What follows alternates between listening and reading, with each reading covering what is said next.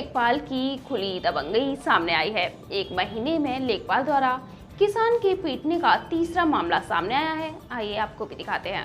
करहल में लेखपाल की खुली दबंगई दिखाई दे रही है। करहल में लेखपाल ने किसानों के साथ मारपीट करने के मामले में एक महीने के अंतराल में तीसरा मामला सामने आया है।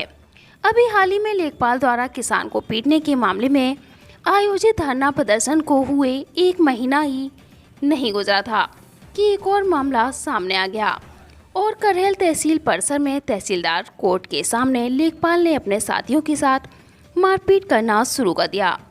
पूरा मामला करहल थाना क्षेत्र के ग्राम गोंदई निवासी पवन दुबे ने करहल थाना पहुंचकर तहरीर देते हुए बताया कि वह अपने चेक की समस्या को लेकर करहल तहसील पहुंचकर लेखपाल से मुलाकात करके बातचीत कर रहा था।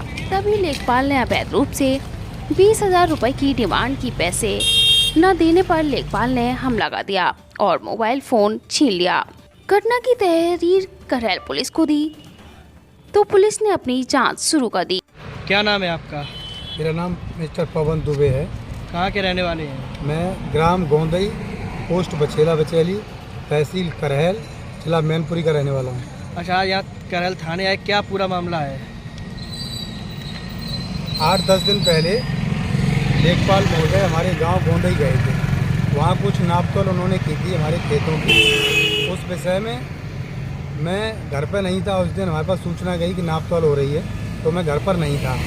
मैं 2-3 दिन पहले मैं घर आया हूँ, तो मैंने आकर के किसी वकील से राय ली और मुझे बताया गया कि आप अपने खेतों की मेड़बंदी करा दीजिए तो आपका रकबा आपको मिल जाएगा।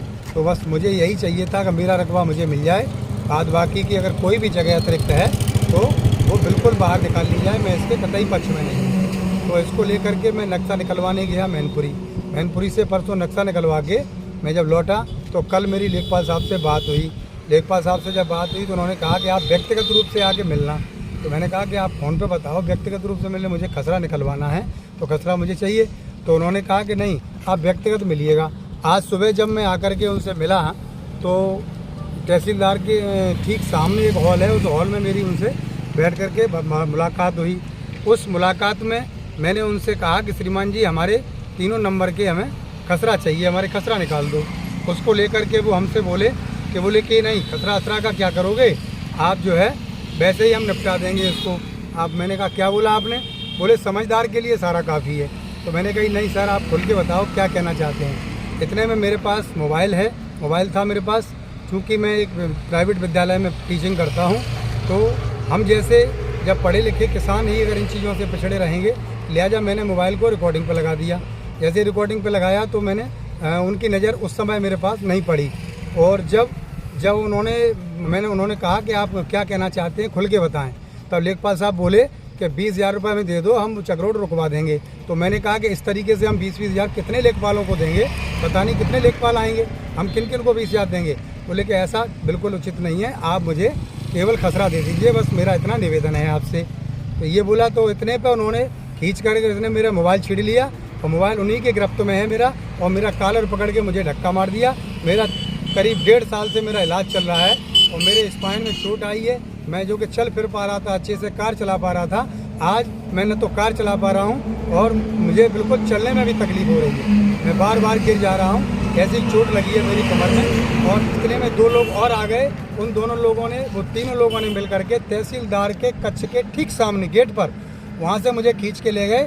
और वहाँ से जा कर के एक ने मुझे लात मारी और मैं सीढ़ियों से नीचे गिर गया। जब मैं उठ नहीं पा रहा था, वो 3 लोग वहाँ से वापस लौट आए। जैसे तैसे वहाँ से मैं जान बचा करके निकला हूँ। क्या नाम है लेखपाल का? लेखपाल का नाम शायद ग्राम गोंदई गोटपुर के लेखपाल हैं। संज्ञान में कुछ ऐसा आया है कि अजय शाह करके नाम है उनका, ऐसा कुछ संज्ञान में आया है, अजय शाह। और गोंदई गोटपुर के इस समय वर्तमान में लेखपाल हैं। अभी कोई उच्च अधिकारियों से कोई बातचीत हुई अभी आपकी? अभी हमने तहरीर जो है थाने को दे दी है। तहरीर मेरे हाथ में है।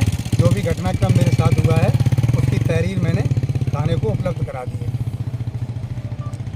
बस मैं यही सर चाहता हूँ कि इस तरीके से अगर किसानों के साथ उत्पीड़न होगा, अब जब हम पढ़े लिखे किसानों के साथ ऐसा हो रहा है, तो शायद अशिक्षित किसान कितने आते होंगे। किसान तो वैसे ही भोला भाला है, कम पढ़ा लिखा होता है। अगर सबके साथ ऐसा होगा तो ये बिल्कुल निंदनीय है। मैं ये निवेदन मेरा यही है कि हमारी वहाँ पर लगे हुए कैमरों को चेक कराया जाए और मेरे साथ जो घटना हुई है उसकी निष्पक्ष जांच कराई जाए। मैं कैमरों को चेक करा के किसकी गलती है उसको बिल्कुल दूध का दूध पानी का पानी होना चाहिए, क्योंकि इस तरीके की रिश्वतखोरी ये बिल्कुल ही बर्दाश्त नहीं होगी। आज जो मैंने रिकॉर्डिंग की है तो आज मेरे साथ मारपीट हुई है, पर पता नहीं कितने किसानों के साथ।